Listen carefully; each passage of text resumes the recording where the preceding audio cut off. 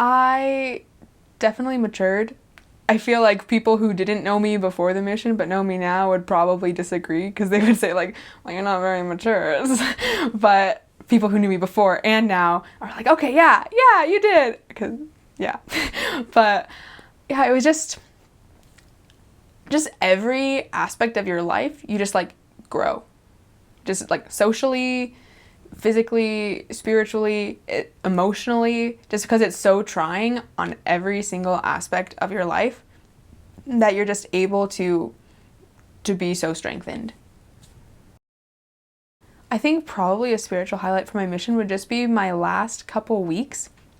On my last couple weeks of the mission, I was able to go to the temple 3 times in 3 weeks, which like most missions, like even if there's a temple in your mission, like that's not usual. But we had a zone temple trip, and then there was a special sisters conference, and the sisters were all able to go to the temple. And then the next week was when I left, and all the departing missionaries were able to go to the temple. And so to be able to go to the temple after only going like once in the past 18 months, to be able to go 3 times in 3 weeks like that was just really, really special. And it was really helped me, especially with the transition of coming home, because I was able to really ponder about that and think about that.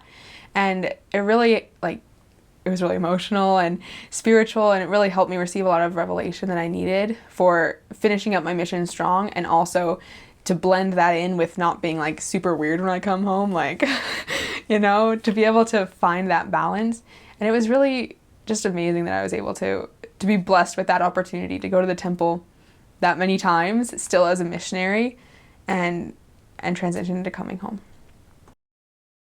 I think that what I learned the most on the mission was charity for everyone. Because as I said before, like, there are so many crazy people. People are weird. I mean, I'm weird too, but like different weird. And people are just crazy. And if you think about it, like sometimes you're like, okay, well, I have a little less love for you. But as like a missionary, you just have that love is for everyone.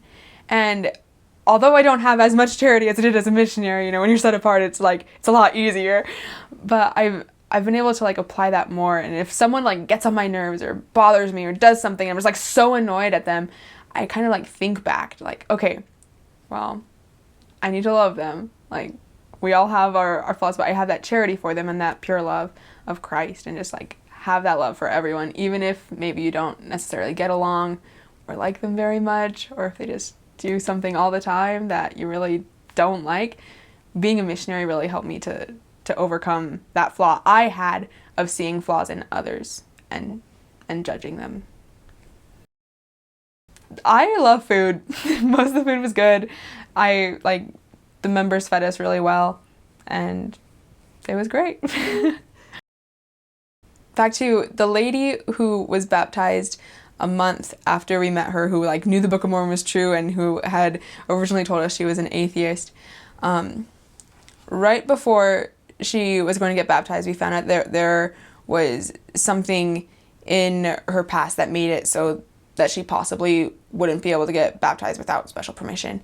And so we had to like call our mission president and get all this like special information, and he needed to know more information. He's like, I might need to contact the First Presidency about this, or if I can get enough information, it sounds like it's something that maybe I can just approve. And so we had to call this woman, and we asked her like a bunch of questions, like, well, what about this? What about that? What about this? And we were just like freaking out because we were like, we want to make sure that you can get baptized.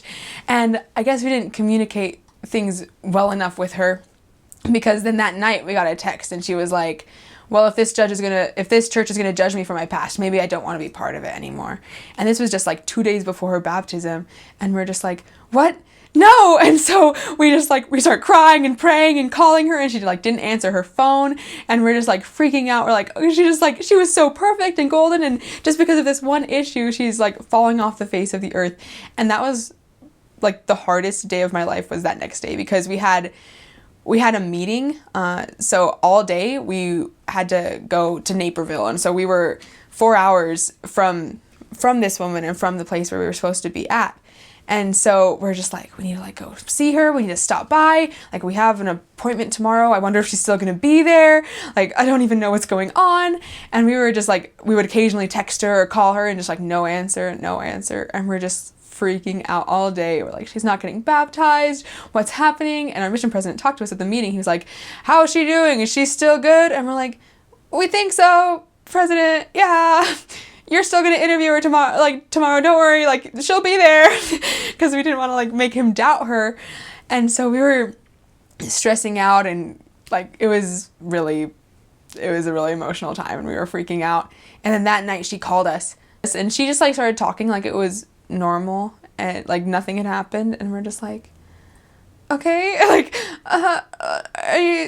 are you still gonna come to your interview tomorrow? Are you still having our appointment tomorrow? Are you still gonna get baptized? And she's like, oh yeah, like, oh, it's fine. I was just in a bad mood last night. Like, don't worry about it. And we're like, are you serious? Like, why didn't you answer your phone or your text or anything? We were worried sick. And she's like, oh no, it's fine. I was in a bad mood, and my son made a mess in the kitchen, and I was just like, I was angry. And we were just like so relieved, but so angry at her. We're like, communicate with us. Let us know what's going on.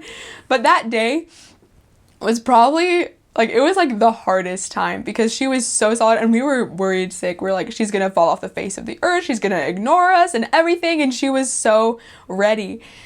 And she still was. But just that pain that we went through and that heartache, and, like, we were, like, praying like crazy, and our prayers were answered, and that was really amazing. I definitely miss being a missionary and having that feeling, and all the people.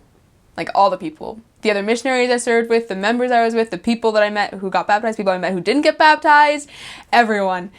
All the people that I interacted with on my mission, a lot of them are still there. And so I miss them. I don't necessarily miss, it's like the place. Like, if I was there, it would bring back the memories. And so, like, that's cool. But it's mostly just the people. All the people.